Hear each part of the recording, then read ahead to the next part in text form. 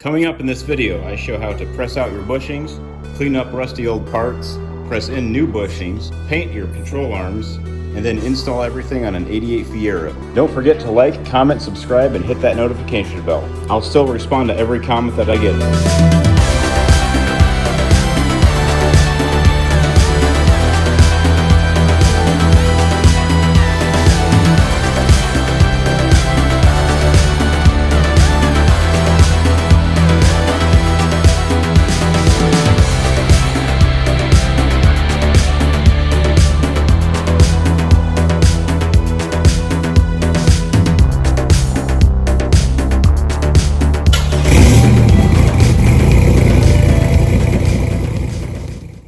Now the best way to get your bushings out is probably to just set them on fire in a safe area outside and let the bushing burn out. Now, of course, your handy lighter fluid is a real help with that sort of thing. So this is one of the control arms in the rear, and they've got these pressed steel bushings in. So what I recommend is getting a chisel and some sort of a vise. Now you're gonna wanna crush some sides of these flat a little bit in order to shrink it enough to push it out and kind of break it loose.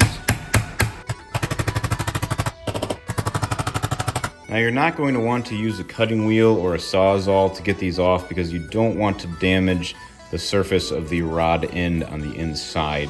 So once you've got this thing hammered down pretty good, bent in on itself there, well, Rodney includes this in his kit. What I would do is I'd get a piece of pipe that is a little bit bigger diameter than the bushing itself. A piece of steel with a notch cut out, just like this guy. Put them over there, piece of pipe, and just push on this end of the rod end that's been hammered away. This will take a little bit of effort. The right way to do this is with a press. There it goes, up until I get to the rod end itself. So now what I'm gonna do is I'm gonna take same setup and just put a socket on the other side, line this up, and push it out the rest of the way. There is the punched out housing. Now the best way that I have found to remove rust, and I'm not talking about paint, just rust, dip your parts in white distilled vinegar. We'll let them soak for a couple of days. I even do a couple of weeks. The rust will just wipe right off after that point. Now be careful because your parts will flash rust. And then after that, I'll just take a little sanding wheel and kind of sand off the rest of the rust that's hard to get to. So the hardware store had this instead of a sanding flapper wheel. I might give it a shot and see how much paint this thing can take off. So I think what I'm gonna do is just paint over it after I scrape off the loose stuff with this 80 grit wheel. I'm gonna scrape over it from 4 different directions. Left rotation, right rotation, and then rotate 90 degrees left and right too.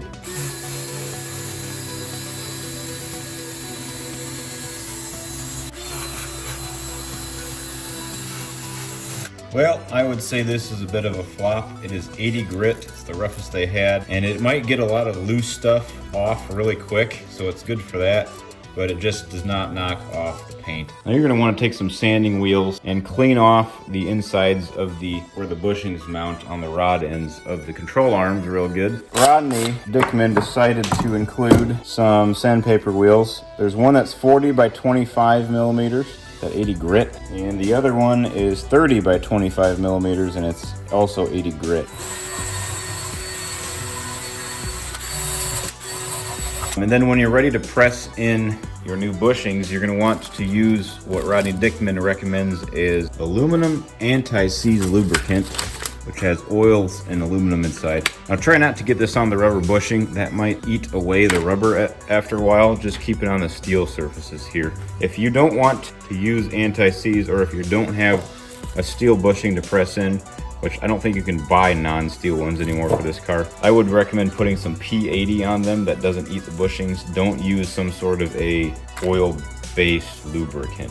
So this is how this is going to work. We've got the piece of pipe with the machined inner lip on the top. We've got the bushing with the lip on the top. The rod has the upward part facing this way for the long control arm. And then the piece of pipe that doesn't have a machined lip will be on the bottom. Now we're going to get some anti-seize on here on both the inner surface of the rod end and on the bushing itself.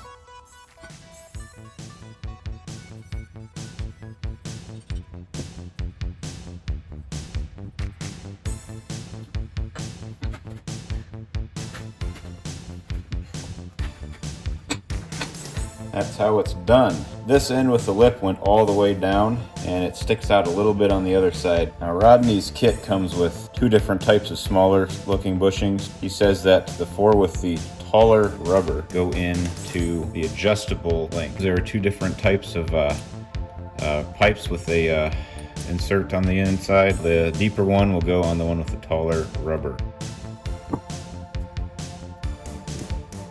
So with these rod ends tight, these guys, the fat lip on the bushing goes towards that smaller lip on the rod end, and you're going to want to use the spacer this time. And the deep piece of pipe here goes over there, and on the other side, a piece of pipe that doesn't have any inner threaded or inner machine part.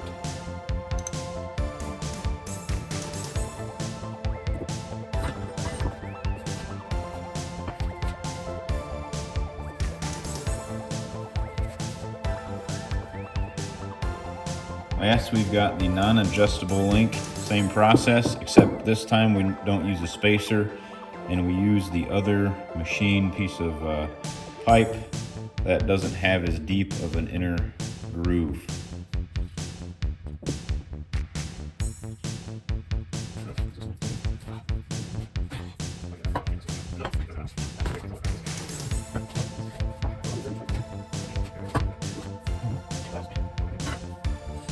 This one goes all the way to the bottom.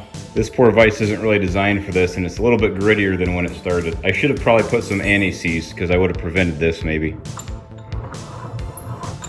Eek. I'm going to clean and prep all of these bars. Be sure to get a decent wax and grease remover for cleaning these parts.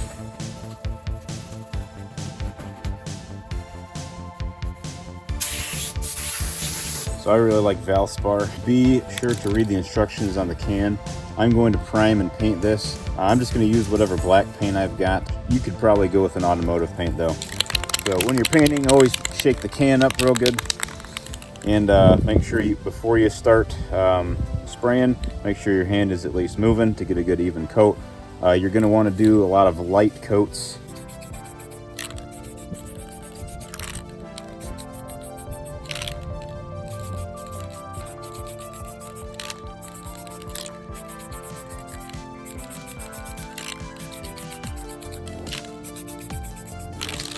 Also be certain to only paint in well-ventilated areas and shake often.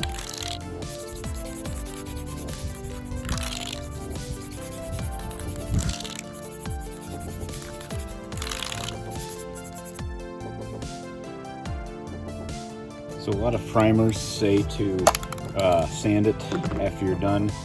This one does not, so I'm not going to do that. I'm going to use just some spray paint I have laying around.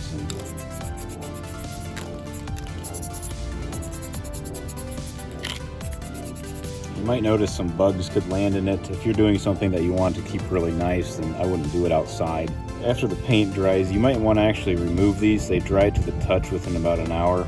If you let them stay drying on the towels, then the towels might stick to them after a while, so you might want to move them and hang them up somewhere.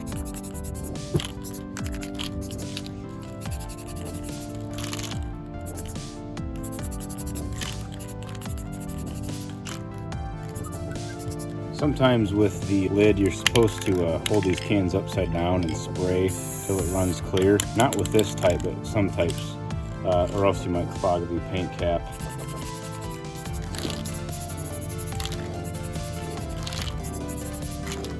So I ended up doing 4 coats of primer and then 4 coats of paint. This is approximately the position of each of these components on the car in the right orientations. So I'm just going to start with the 2 shorter control arms first. I'm going to get them mounted to the engine frame. So I've decided I'm going to coat all of my fasteners with anti-seize just to make the job a little bit easier next time. You kind of have to pound this long bolt in. The anti-seize will help with that. I pounded it a little bit too far. I'm going to pound it back. Do not pound on the end of the stud though. Put the nut on there several threads deep and then pound on the nut. Here I have to loosen the strut bolts in order to get everything to line up correctly. So we're just going to get everything hand tight, set the car down on the ground, roll it backwards and roll it forwards about 5 times to get the suspension in a relaxed position. That way it self-aligns and I'm not putting any torsion or tension or stress on any of the bushings or control arms. Then once it's still sitting on the ground, I'm going to come through and tighten every bolt. You may have noticed I'm not going to hook up the sway bar end links at all. I'm going to do that after everything is lined up and square. At this point, I decided to inflate the tires up to 35 psi each. That's what I'll probably be running at the track. Shift it into neutral and run it forwards and backwards. What I do is I grab the tire by hand and just roll the tire forward and backwards by hand. I do this about 5 times until the rear suspension looks square, and then I'm going to tighten it all up. As you can see, that really cleared up the angle that it was at. And that's how to install your bushings. Now I've got to figure out how to get my hands under here to tighten every bolt up. Don't forget to like, comment, subscribe, and hit that notification bell.